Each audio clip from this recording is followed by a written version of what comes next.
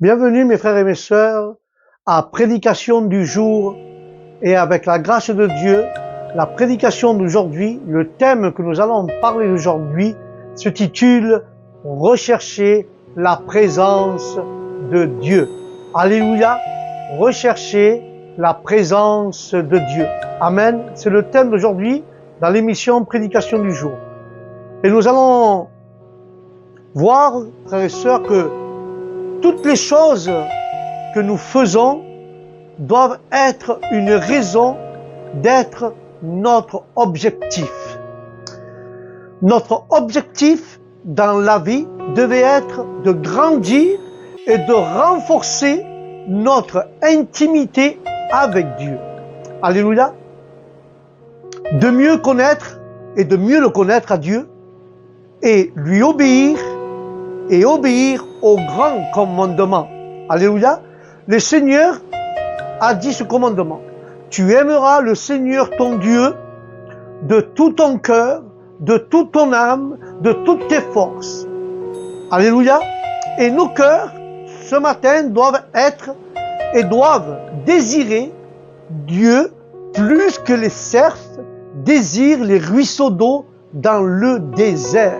Alléluia. La gloire est à Dieu.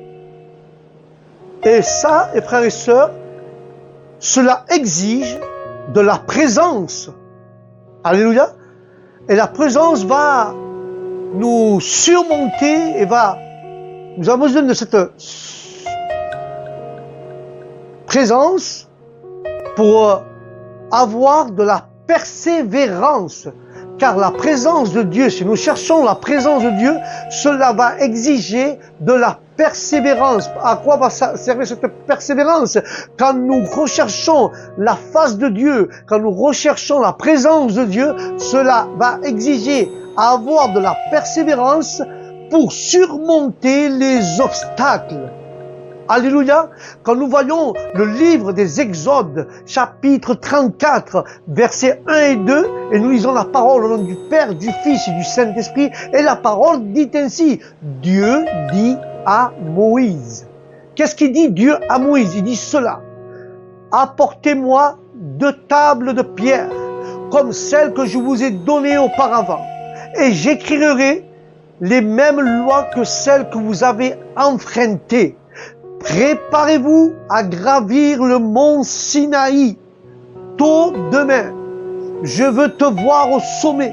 Lorsque Dieu a créé l'homme à son image, la loi morale a été écrite dans son cœur. Alléluia. La loi morale a été écrite dans son cœur, frères et sœurs. Alléluia. Et nous savons que cette loi, c'est Dieu qui l'a donnée à l'homme, qui la garde dans son cœur. Parce que il n'y a aucune loi, frère. Il n'y a aucune chose qui peut, comment dire cela, qui peut nous aider à surmonter tous ces obstacles.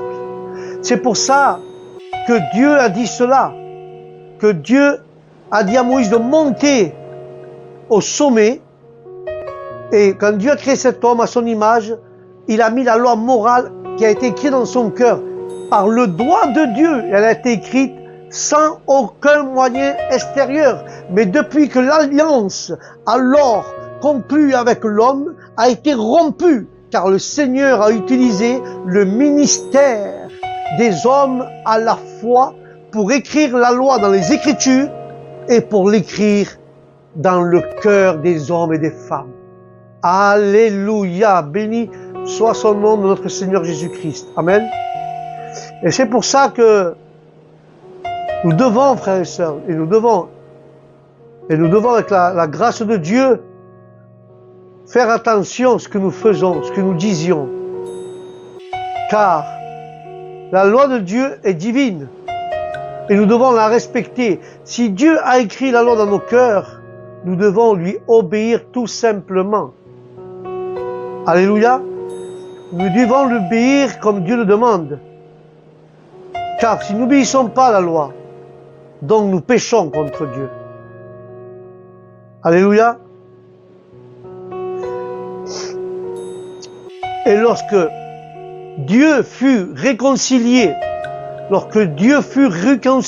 avec les Israélites, il ordonna que les tables soient renouvelées et écrivit sa loi sur elles.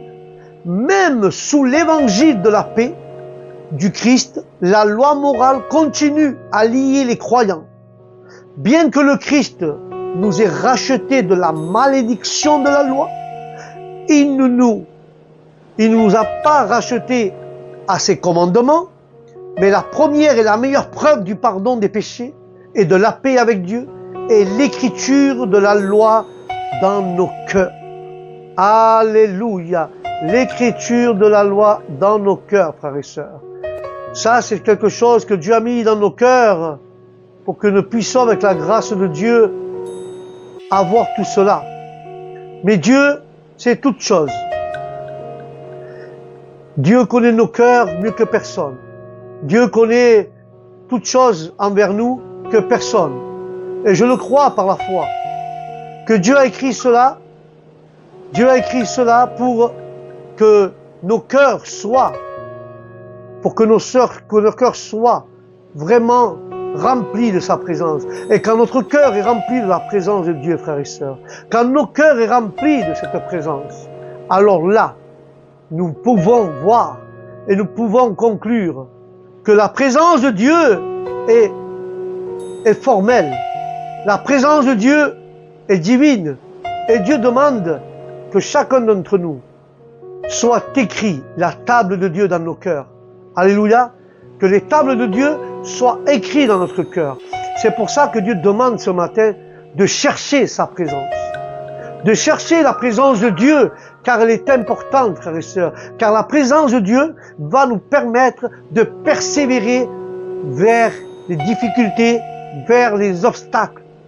C'est pour ça que Dieu a écrit, frères et sœurs, a écrit sur les tables la loi, il a renouvelé la loi, mais aussi il a écrit dans nos cœurs des hommes et des femmes pour que puissions avoir cette loi morale pour pouvoir persévérer dans les problèmes, dans les obstacles. Et c'est pour ça que Dieu demande ce matin à chacun d'entre nous d'être obéissant et de chercher sa présence qui nous aidera avec la gloire de Dieu à persévérer et à surmonter les difficultés, les obstacles au nom de Jésus. Et ce matin, c'est le message que Dieu a mis dans mon cœur. C'est le message que Dieu a mis dans mes pensées de vous dire ce matin de rechercher sa présence. Et j'ai juste une petite question à vous poser tout simplement et tout bêtement. Combien de temps que tu pries pas? Combien de temps que tu cherches pas sa présence? Combien de temps que tu t'es pas mis dans ta chambre, dans le secret? Dieu veut que tu recherches. Mais pasteur, j'arrive pas à surmonter les problèmes. J'arrive pas à surmonter ceci. J'arrive pas à surmonter cela. Je suis d'accord avec toi. Mais Dieu te demande, avec la grâce de Jésus, de surmonter tout cela. Car nous avons besoin de la grâce de Dieu. Nous avons besoin, frères et sœurs, de cette grâce. Car Dieu veut, et Dieu veut que nous cherchions sa présence. Alléluia.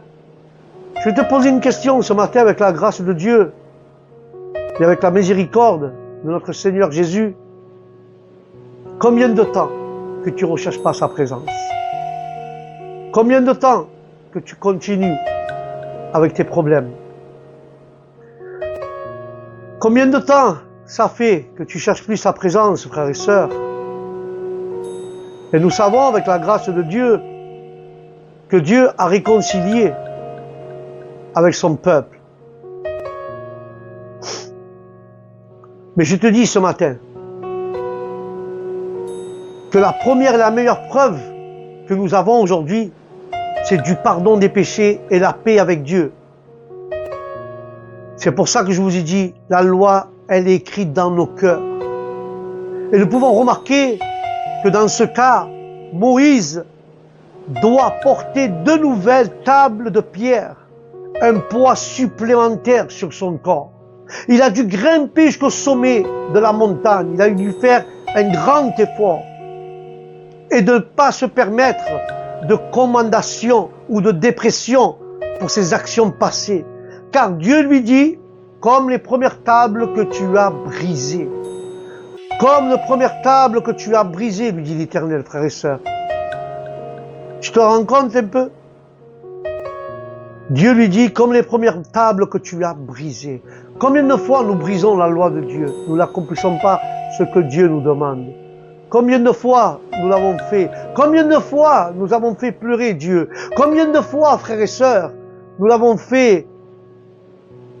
Combien de fois, moi et toi, nous avons fait pleurer le Seigneur? Alléluia. Et Dieu te demande ce matin de chercher sa présence. Je reviens sur ce thème. De rechercher sa présence. Alléluia. Dieu te demande ce matin de rechercher sa présence. Car nous avons, frères et sœurs, quelque chose d'important. Car Dieu demande combien de fois nous avons brisé les lois. Mais aujourd'hui, Dieu veut construire une amitié avec toi. Construire une amitié avec Dieu, c'est ce que nous devons faire, car la Bible nous le dit en saint. Ainsi s'accomplit ce qui était dit dans la Bible. Abraham eut confiance dans la promesse de Dieu, et c'est pourquoi Dieu l'accepta. C'est ainsi qu'Abraham est devenu l'ami de Dieu.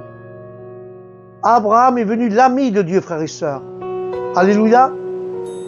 Car il a accepté. Et ceux qui considèrent que l'évangile comme une simple croyance théorique, comme l'ensemble de la religion évangélique, comme le font beaucoup de gens aujourd'hui, ils se trompent. Il ne fait aucun doute que seule la vraie foi par laquelle les hommes participent à la justice de l'expiation et de la grâce du Christ.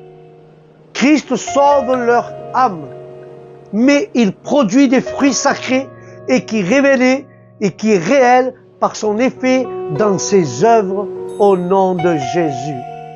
Alléluia. Moi je le crois par la foi. Alléluia. Tandis que la simple adhésion est une forme de doctrine où la simple croyance historique est en effet diffère entièrement de cette foi salvatrice. Une simple profession de foi peut gagner la bonne opinion des personnes pieuses et peut fournir dans certains cas des biens matériels, mais quel profit y aura-t-il à gagner le monde entier et perdre son âme? Alléluia. Mais cette foi que Dieu parle, cette foi peut-elle le sauver? Est-ce que cette foi peut te sauver? Toutes choses doivent nous être considérées comme utiles ou inutiles, selon qu'elles tentent à favoriser ou à entraver le salut de nos âmes. Et dans ce passage de l'Écriture, elle montre clairement que l'opinion ou l'adhésion à l'Évangile sans les œuvres n'est pas la foi. Il n'y a pas d'autre moyen de démontrer que nous croyons vraiment au Christ et que être diligent dans les bonnes œuvres pour des raisons évangéliques et dans le but de l'Évangile. Les hommes peuvent se vanter auprès des autres et se vanter à ce qu'ils n'ont pas vraiment. Il n'est pas seulement nécessaire d'avoir l'assentiment dans la foi, mais le consentement. Alléluia. Nous devons avoir ce consentement, frères et sœurs. C'est comme ça que la Bible nous apprend. Et non seulement un consentement à la vérité de la parole, mais un consentement à recevoir Jésus-Christ dans nos cœurs, ensemble, pour la gloire de Dieu et pour, frères et sœurs, justement, pour... Attendez, j'ai un petit souci. Excusez-moi, nous avons eu un problème technique. Et je disais que nous devons avoir ce consentement, alléluia, de recevoir Christ. Amen. Car la véritable croyance n'est pas seulement un acte de compréhension, mais une œuvre de tout cœur. Alléluia, une œuvre de tout cœur. Et cette foi qui te justifie ne peut exister sans les œuvres. Amen. Comme le démontrent deux exemples, Abraham et Rabat. Abraham crut à Dieu et cela fut amputé à justice. La foi, en produisant de telles œuvres, lui donne accès à ses faveurs particulières. Et nous voyons Jacques, et nous voyons dans le livre de Jacques, avec la grâce de Dieu, dans Jacques 2, 24, nous pouvons voir comment un homme est justifié par les œuvres, non par une simple opinion ou profession, ou par la foi sans obéir, mais par la foi qui produit de bonnes œuvres. La foi produit de bonnes œuvres. Or, on doit renoncer à sa propre raison, à ses affections et à ses propres intérêts. Cela est un acte qui convertit le croyant. Alléluia. Et si nous observons ici le merveilleux pouvoir de la foi pour changer les pécheurs, la conduite de Rabat montrait que sa foi était vivante ou puissante, et il a montré qu'il croyait avec son cœur et non par un simple assentiment d'intelligence. Alléluia. Béni soit la parole de Dieu.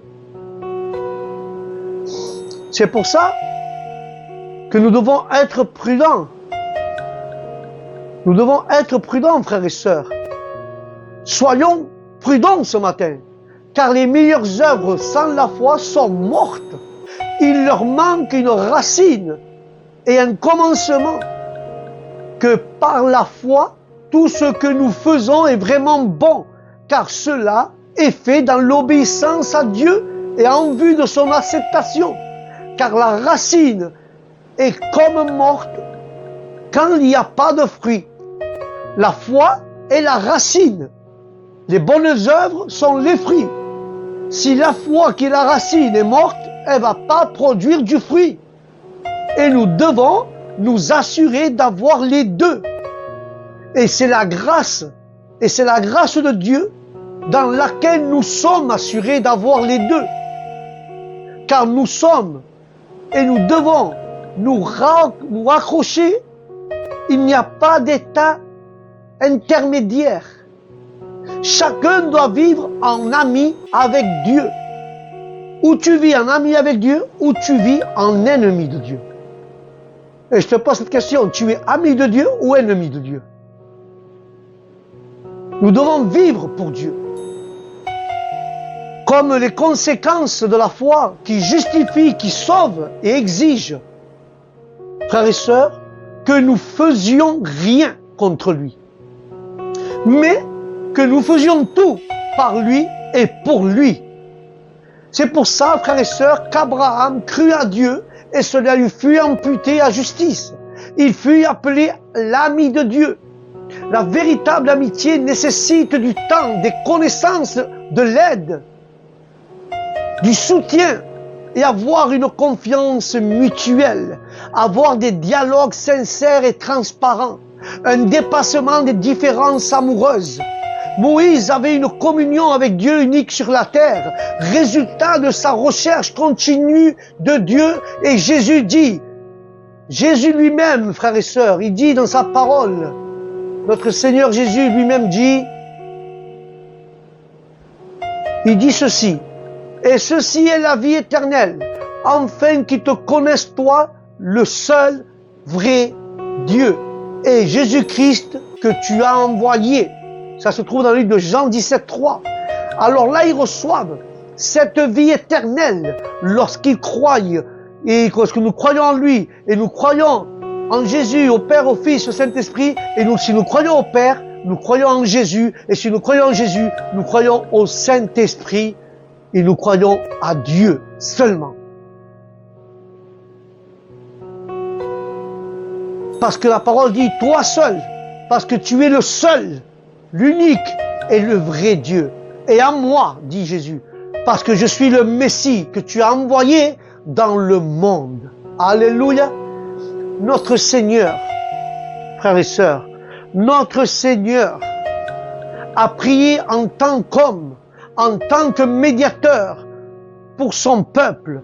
Pourtant, il parlait avec majesté, autorité, comme un seul avec le Père et comme son égal. Car la vie éternelle ne pouvait être donnée aux croyants à moins que Christ, leur garant, ne glorifie le Père et ne soit glorifié par lui. C'est le chemin du pécheur vers la vie éternelle. Et lorsque cette connaissance sera parfaite, la sainteté et le bonheur seront pleinement appréciés au nom de Jésus. Alléluia. Alléluia. Je crois dans la foi. Je le crois, frères et sœurs, je le crois. Je le crois car Dieu doit être glorifié. Il doit être glorifié, notre Seigneur. Et je le crois que nous devons apprécier cela. Car Dieu parle que la sainteté et le bonheur des rachetés sont surtout cette gloire du Christ et son Père qui était dans la joie qui lui était proposée, pour lequel il y a enduré à la croix, méprisé la honte. Cette gloire fut la fin des douleurs de son âme. En optant, il fut pleinement satisfait. Ainsi, on nous enseigne que notre glorification de Dieu est nécessaire comme preuve de notre intérêt pour le Christ et par qui la vie éternelle est un don gratuit de notre Seigneur Jésus-Christ. Alléluia! Et là, nous pouvons comprendre, frères et sœurs, le thème ici, il nous fait connaître ici, qui vient du grec ginosko, qui signifie acquérir des connaissances. C'est une recherche continue et une connaissance continue. C'est un style de vie, car il doit y avoir l'entente d'une révélation divine. Alléluia. C'est pour ça que le livre d'Exode 34.3 nous parle de cela. Personne ne doit vous accompagner. Je ne veux pas y voir des gens, dit la parole, des moutons ou des vaches. Alléluia. Des moutons ou des vaches. Il existe différents types de prières, en essence et en nombre de personnes. Et être seul avec Dieu est également très important. Avoir une communion privée avec Dieu. Il doit y avoir une absence de facteurs de distraction externe ou interne. Si cette rencontre est réelle, il y aura transparence. Et donc, ce qui est caché dans le cœur se révélera à la lumière du Seigneur. Car Dieu révèle sa volonté et son dessein. Moïse fit 2 tablettes de pierre égales à la première, et très tôt le lendemain, il gravit la montagne. Sur cette montagne, Dieu a donné la loi, le modèle du tabernacle et les instructions pour le sacerdoce lévitique. Alléluia. Et aussi, il a donné l'ordre de marcher à travers le désert. Dieu n'a pas annulé le désert, mais plutôt il a ordonné de le traverser. Quand quelqu'un cherche Dieu, Dieu vient à lui. Dieu est descendu dans une nuée. Et là, il a rencontré Moïse et lui a fait connaître son propre nom. Mais le Seigneur est descendu par un signe ouvert de sa présence et de la manifestation de sa gloire dans une nuée. Et là, il a proclamé son nom, c'est-à-dire les perfections du caractère désigné par le nom Jéhovah. Le Seigneur Dieu miséricordieux dispose et est disposé à pardonner aux pécheurs et à soulager les gens qui ont la nécessité d'être soulagés, car Dieu est miséricordieux. Il est gentil et disposé à accorder des avantages immérités. Amen. La gloire est à Dieu. Des avantages immérités. Car sa patience est lente. Sa patience est grande et sa colère est lente. Donne le temps. Dieu donne le temps et laisse le temps de te repentir. Il ne punit pas que lorsque cela est nécessaire, il punit. Mais il ne va pas te punir maintenant. Il a de la patience. Sa colère est lente pour que tu puisses te repentir. Mais Dieu punit cela est nécessaire. Il est abondant en bonté et en vérité. Même les pécheurs reçoivent en abondance les richesses de sa générosité, même s'il est absurde. Tout ce qui révèle est vérité infaillible. Tout ce qu'il promet, et il est fidèle à ses promesses. Il fait preuve de miséricorde pour des milliers de personnes. Il est continuellement preuve de miséricorde envers les pécheurs et possède des trésors qui ne peuvent être épuisés jusqu'à la fin des temps. Alléluia. Jusqu'à la fin des temps, dit la parole, frère et sœur.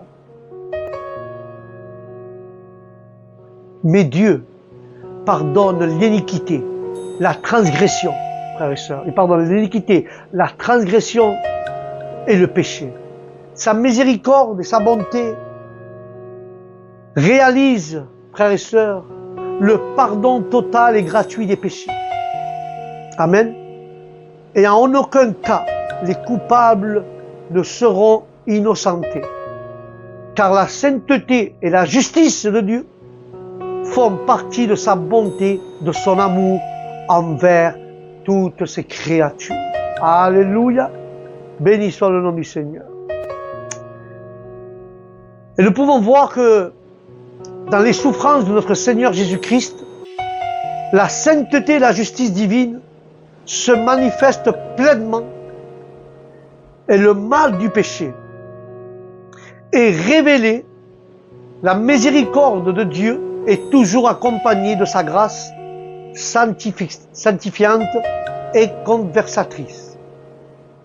Personne n'est pardonné, sauf ceux qui se repentent et abandonnent la pratique autorisée à tout péché. Et personne n'y échappera. Et personne ne va s'échapper à celui qui est absurde. Celui-là qui abuse, il ne pourra pas s'échapper. Négliger ou mépriser ce grand salut, tu ne peux pas t'échapper. Ou tu le méprises, ou tu abuses. Et si tu le refuses, personne ne peut s'échapper du jugement de Dieu. Moïse s'inclina en adorant avec révérence. Toute perfection au nom de Dieu, le croyant peut le supplier pour le pardon de ses péchés. La sanctification de son cœur et l'expansion du royaume du Rédempteur de Dieu, et Dieu est omniprésent. Il est partout. Il a aussi promis d'être avec nous chaque jour. Mais il faut reconnaître qu'il y a des moments spéciaux et surnaturels. Alléluia. Nous devons le reconnaître, ça, frères et sœurs. Et nous voyons qu'ici, Dieu est descendu et il est resté avec Moïse. Amen. Moïse avait des défauts, des faiblesses, mais il a cherché Dieu et Dieu est venu vers lui. C'est pourquoi la Bible nous dit cela dans le livre de Jacques 4:8. Approchez-vous de Dieu, il s'approchera de vous. Devenez amis de Dieu, il deviendra ami avec vous. Puisque toutes les guerres et tous les conflits naissent de la corruption de nos propres cœurs, il est juste de mortifier ces convoitises qui combattent dans les membres et les convoitises mondaines et charnelles sont des maladies qui ne permettent pas le contentement ou la satisfaction, car les désirs et les afflictions pécheresses n'arrêtent la prière et le fonctionnement de nos désirs envers Dieu. Alléluia. Il faut faire très très très attention à cela.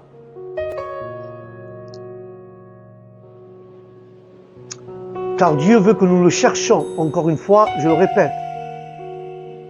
Dieu veut que nous le cherchions. Mais Dieu nous dit ce matin, veillons à ne pas abuser ou abuser de sa miséricorde reçue.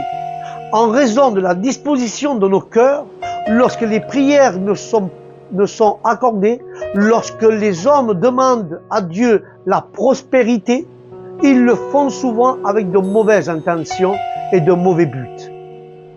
Si nous cherchons ainsi les choses de ce monde, il est juste que Dieu les refuse, car les désirs des incrédules effroient et demandent des dénégations. Et nous pouvons être sûrs que lorsque les prières sont plus le langage de la luxure que celui de la grâce, et ils reviendront vides. Voici un avertissement décidé pour avertir toute amitié criminelle dans ce monde. Alléluia. Je sais que Dieu te parle ce matin, car la mentalité du monde est une intimité envers Dieu. Un ennemi peut être réconcilié, mais l'intimité ne peut jamais être réconciliée. Un homme peut avoir une grande part dans les choses de cette vie, tout en restant dans l'amour de Dieu. Mais celui qui met son cœur dans le monde, il se conformera plutôt que les perdre. Alléluia. Car l'amitié est l'ennemi de Dieu. De sorte que quiconque se propose dans tout le cas d'être en bon terme avec le monde doit être évidemment l'ennemi de Dieu. Si le monde c'est ton ami, alors Dieu c'est ton ennemi. Et si Dieu c'est ton ami, alors le monde c'est ton ennemi. Il n'y a pas de secret. Car nous pouvons voir que les Juifs ou les professeurs du christianisme pensaient-ils que les Écritures parlaient en vain contre cette mentalité mondaine?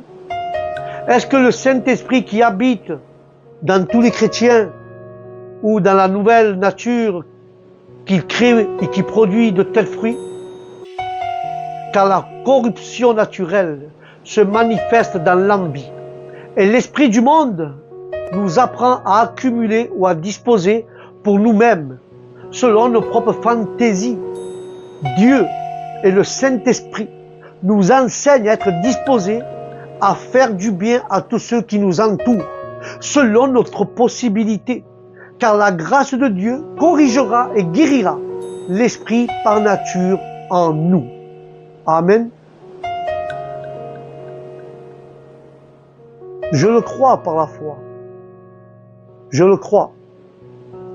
Et là où il donne la grâce, il donne un esprit que celui du monde. Amen.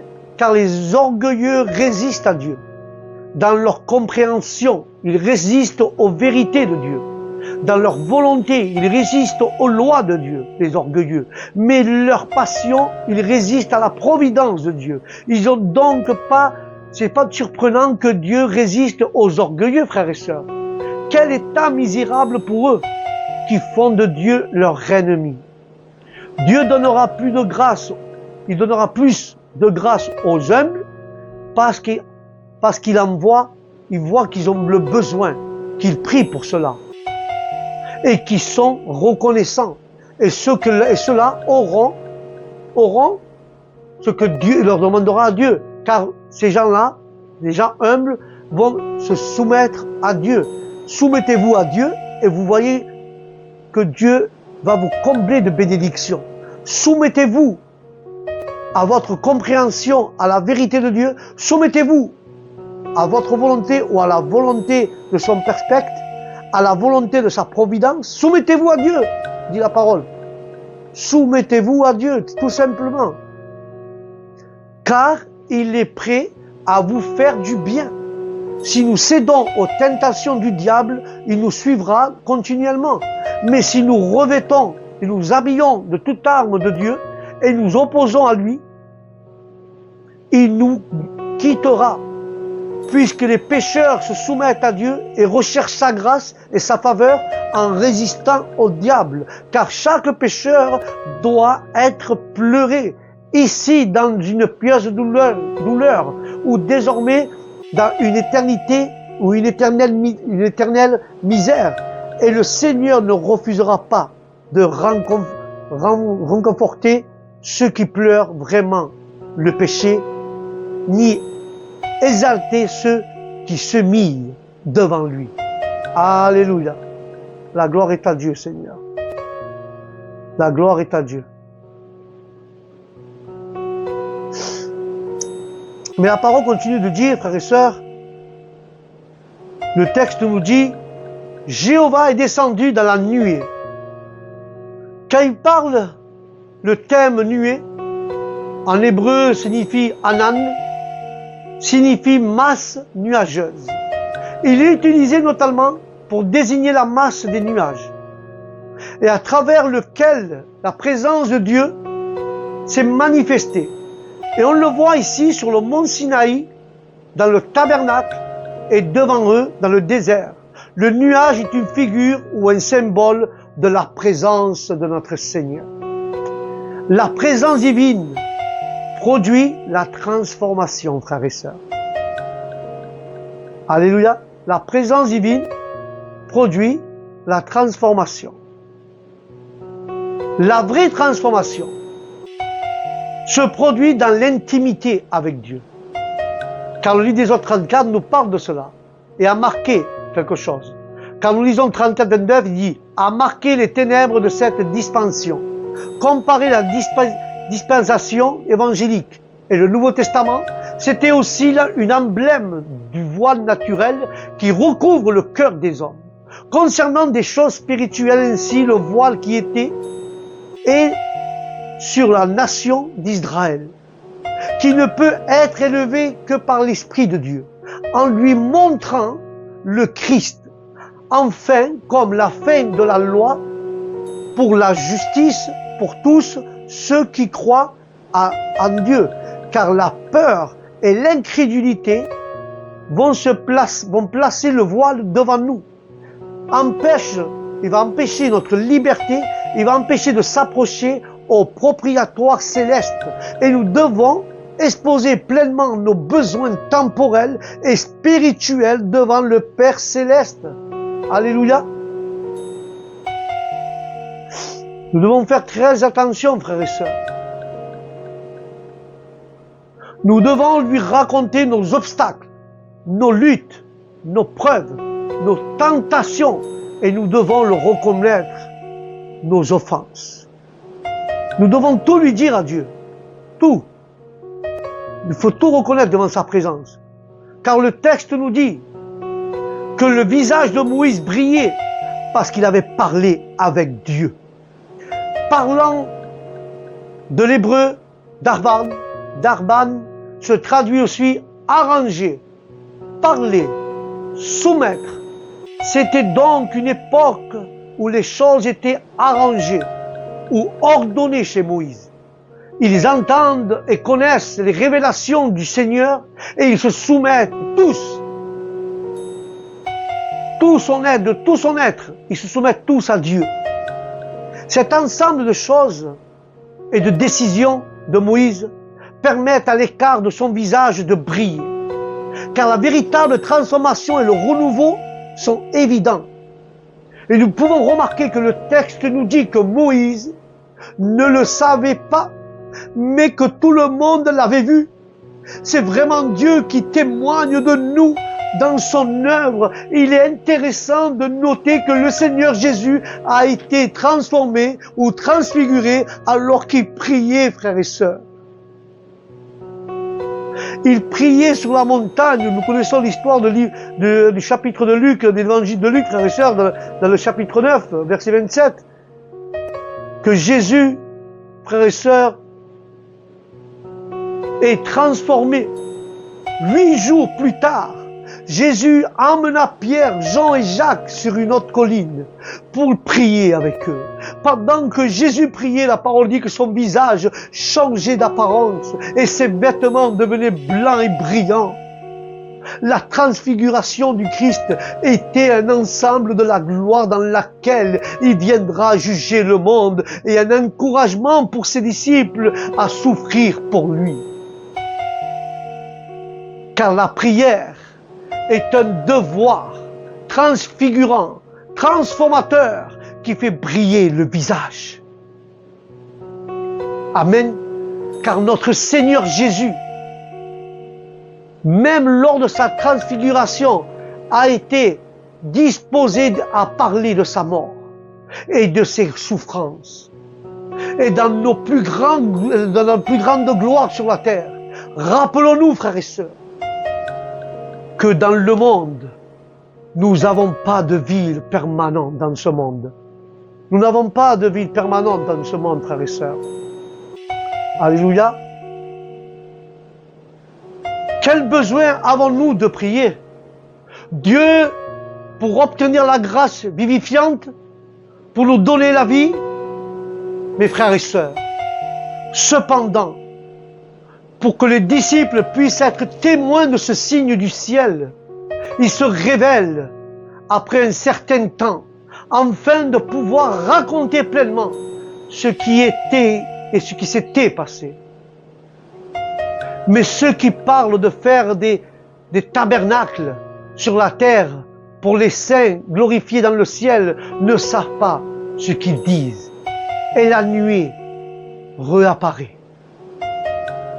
Et cette gloire est aussi reconnue par les démons que Dieu les réprimande dans le livre de Luc chapitre 9 à partir du verset 37.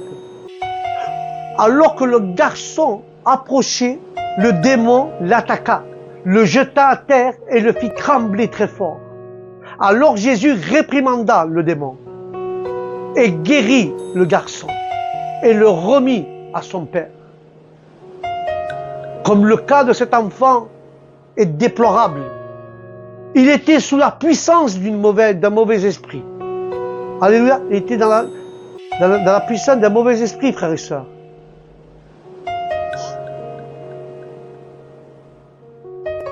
Mais les maladies de cette nature sont plus terribles que celles qui provoquaient simplement de la cause naturelle.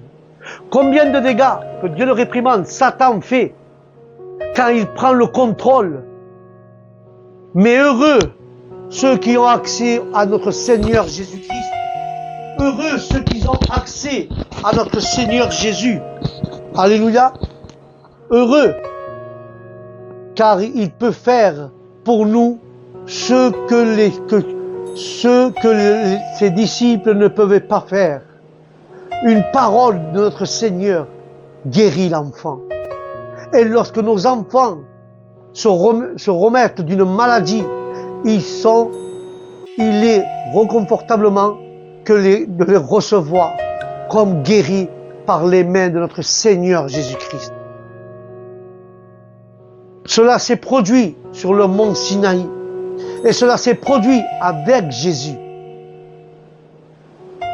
Cela continue à se produire aujourd'hui, frères et sœurs. Et je vais conclure avec cela. Si tu es malade, Jésus, il est dans le mont Sinaï. Comme il était dans le mont Sinaï, il est chez toi, il est chez moi. Et le miracle peut se reproduire. La guérison peut se reproduire aujourd'hui. Car la vérité est dans la vie chrétienne. Nous vivons parfois des circonstances qui nous sont incompréhensibles. D'autres fois, nous ne savons pas quel chemin suivre, ni quoi faire face à certaines adversités. Mais lorsque nous allons vers Dieu et nous le cherchons avec insistance, il se manifestera dans nos vies et il nous enseignera et il nous transformera au nom de Jésus. Amen et Amen. C'est pour ça que Dieu te dit ce matin, toi qui es malade, toi qui souffres, toi qui as beaucoup d'obstacles, Dieu demande que tu recherches sa présence ce matin pour que se puisse manifester en toi. Cherche-le à travers la prière. Persévère. Il se manifestera. Il t'enseignera le chemin à prendre et il te transformera. Il te guérira au nom de Jésus. Amen et amen. Voilà mes frères et sœurs. C'était la prédication d'aujourd'hui. Que Dieu vous bénisse. La prédication, c'était rechercher la présence de Dieu. Amen. Je vous dis au prochain programme, que la paix de Dieu soit avec vous où ce que vous allez et que Dieu vous accompagne à chaque moment de votre vie, à chaque instant. Et je vous dis au prochain programme, prédication du jour, que Dieu vous bénisse. Shalom.